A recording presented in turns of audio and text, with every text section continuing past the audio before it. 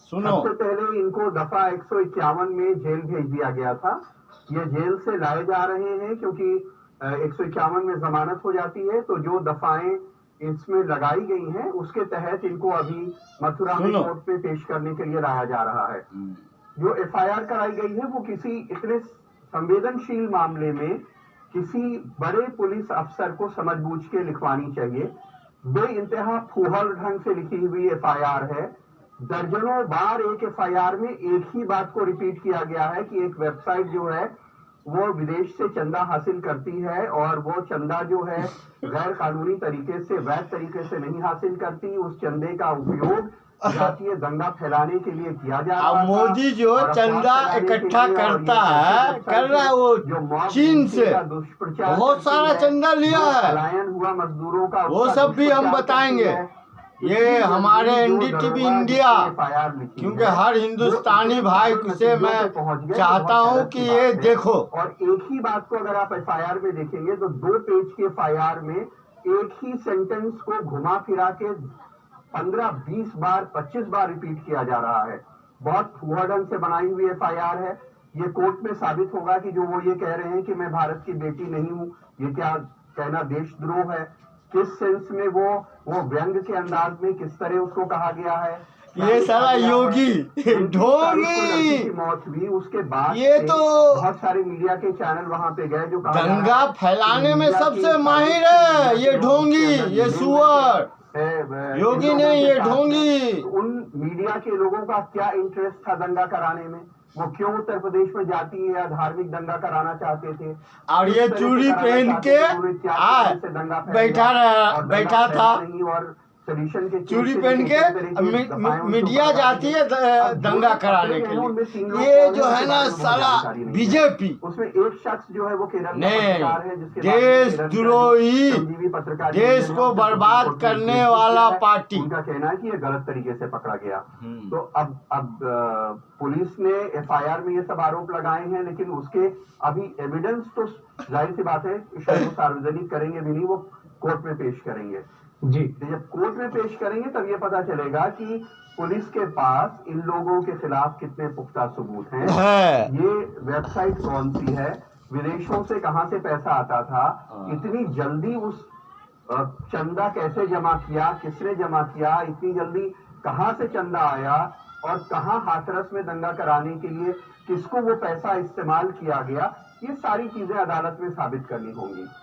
शुक्रिया कमाल आपका सब जानकारी के लिए। तो कमाल बता रहे थे किस तरीके से इन लोगों को गिरफ्तार किया गया है और क्या सवाल हैं जो इस गिरफ्तारी के बाद खड़े भी हो रहे हैं, जिस तरीके से एफआईआर लिखी गई है और तमाम तरह के सवाल वहां पर उठाए गए हैं। राजद्रोह की धारा यहाँ पर लगाई गई है, हालांकि किन वजहों से लगाई गई है ये भी देखने वाली बात होगी। लेकिन आपको बताएं कि प्रशासन ने हाथरस में पीड़ित परिवार के घर पर सीसीटीवी कैमरे लगा दिए हैं।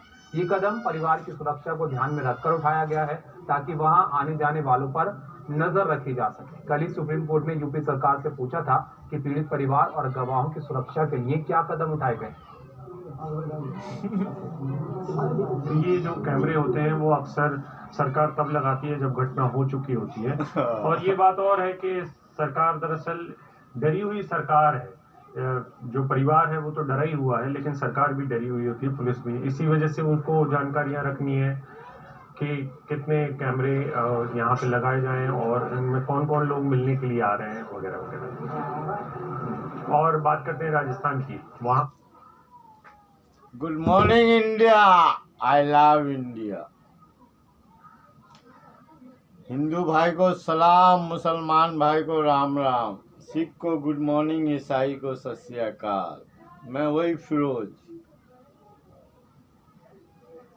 ये जो है ना मेरा भाई, तेरा मेरा बात नहीं है, ये देश का बात है। मोदी ये तो कितने इसके नाजायज औलाद, जिसको मोदी भक्त या चैनल जरूरत पड़े तो टीवी एंकर सब भी, ये सब जो है ना वो इनकी बात का हम कभी बुरा भी नहीं मानते मेरा भाई, क्योंकि हमको मालूम है ये उस गंदी नाली के कीड़े हैं जिसका ना कोई दीन होता है, ना कोई धर्म होता है, ना कोई देश होता है। सिर्फ क्या होता है? पैसा।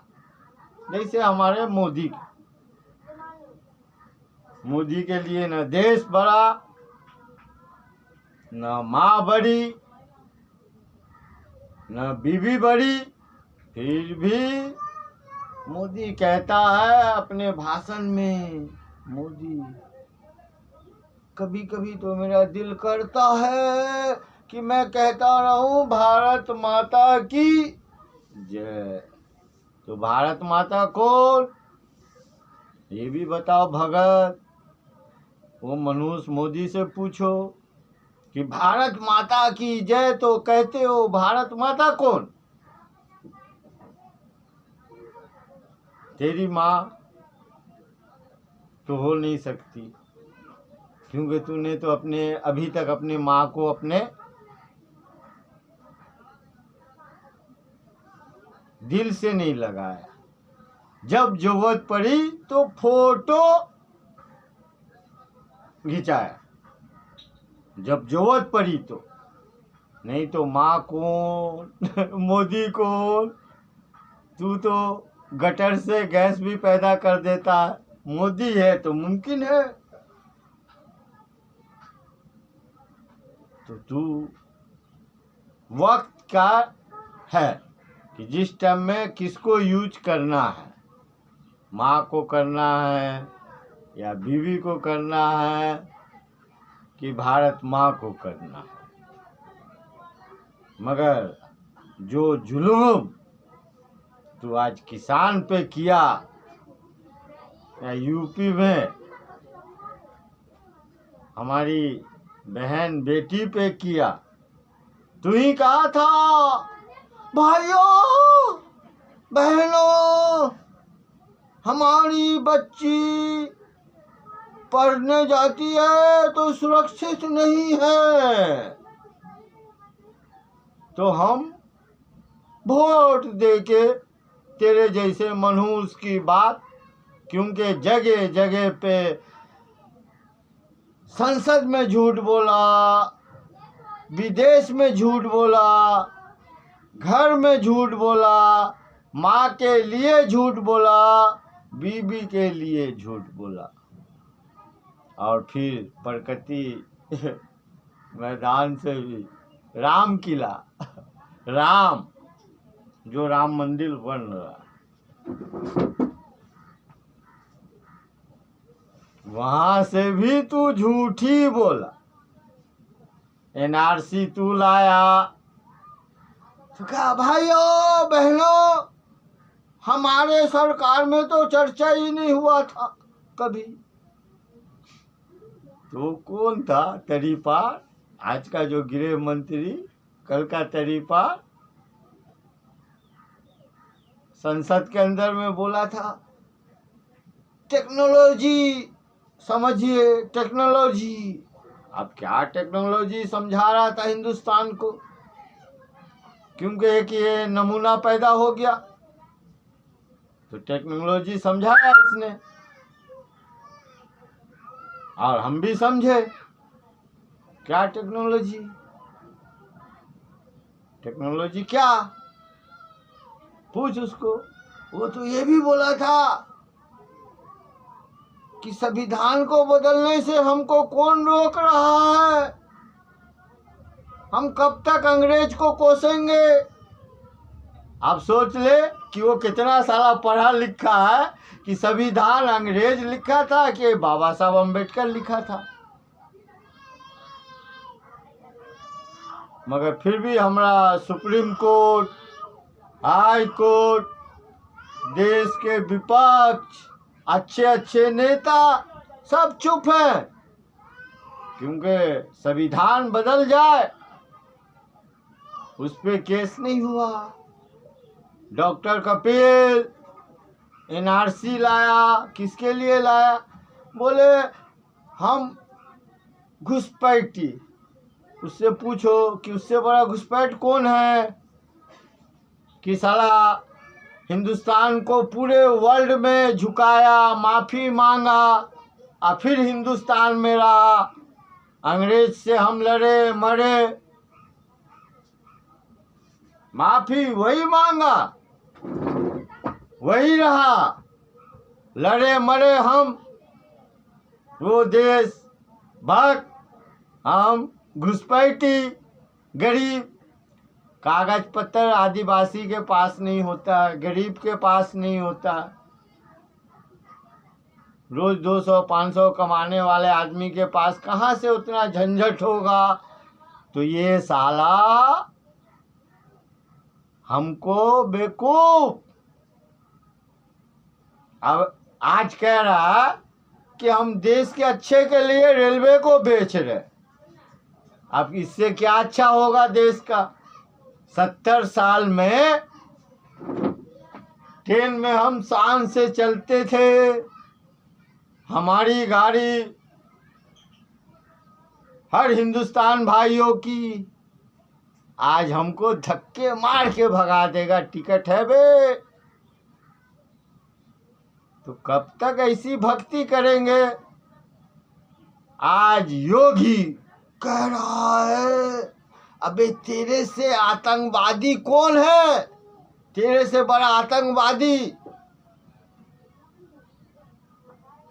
दंगा में तू पूरे 138 करोड़ 35 नहीं अभी 38 करोड़ हो गए हिंदुस्तानी भाई का डीएनए चेक करा या गुना चेक करा। तू कितना बार दंगा फैलाने का कोशिश किया और हिंदुस्तान में वो हिंदुस्तानी भाई कितना दंगा फैलाने का कोशिश किया। तो तू जो सोचता है देश हर हिंदुस्तानी का है, मगर तेरे जैसा धोती हम देखे थे ना। योगी नहीं, वो जो गमछा उठा के जो भाग रहा था ना। अब हिंदुस्तान तुम जैसे सुअर को भागने का भी मौका नहीं देगा, क्योंकि हिंदुस्तान जाग चुका है। 1,35,000 हमारे भाई जान चुके हैं तुम किस लाख के हो, तुम किस गंदी नाली के कीड़े हो, जहां से सिर्फ बदबू आ सकती है, खुशबू नहीं। जहां पे तुम्हारा कदम पड़ेगा बर्बादी का होगा। अब मोदी भी जान चुका है, मन की बात करता है मोदी, पब्लिक सिर्फ थू करता है। क्योंकि मन की बात बहुत दिन से सुना, पब्लिक की बात मोदी, क्योंकि वो जाहिल है। वो सोचता है कि हम जो कहें तो अमर है, गलत सोचता है। क्योंकि जो देश होता है ना, देशवासी से होता है, ये मनहूस से नहीं, जिसके नियत में गंदगी है। आज कश्मीर एक दिन तुम्हारे खाना बंद हो जाए तो सब्र कर लोगे, मगर मोबाइल का रिचार्ज खत्म हो गया तो तुम्हारे अंदर में सब्र नहीं होगा भगत। मगर 1 साल से वो कश्मीरी भाई को खाना भी नहीं मिल रहा है और खबर भी नहीं मिल रहा है। अब मोदी कहता है कि हम कश्मीरी के बारे में अच्छा कर रहे हैं। कभी वो मनुष्य से पूछे, जिससे अभी सिर्फ ये मनुष्य जो है ना अमेरिका पे जो कूद रहा है, अमेरिका से बड़ा अंग्रेज से बड़ा दोगला कोई नहीं हुआ है।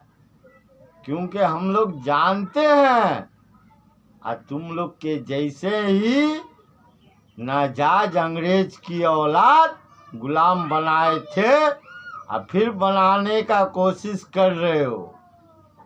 मगर हम 135-38 करोड़ हिंदुस्तान के भाई न कल थे गुलाम न आज बनने देंगे। तेरे जैसे गंदी नाली के कीड़े आए और गए, फर्क नहीं पड़ेगा। देश हमारा जिंदाबाद था और है और रहेगा। I love India, by India.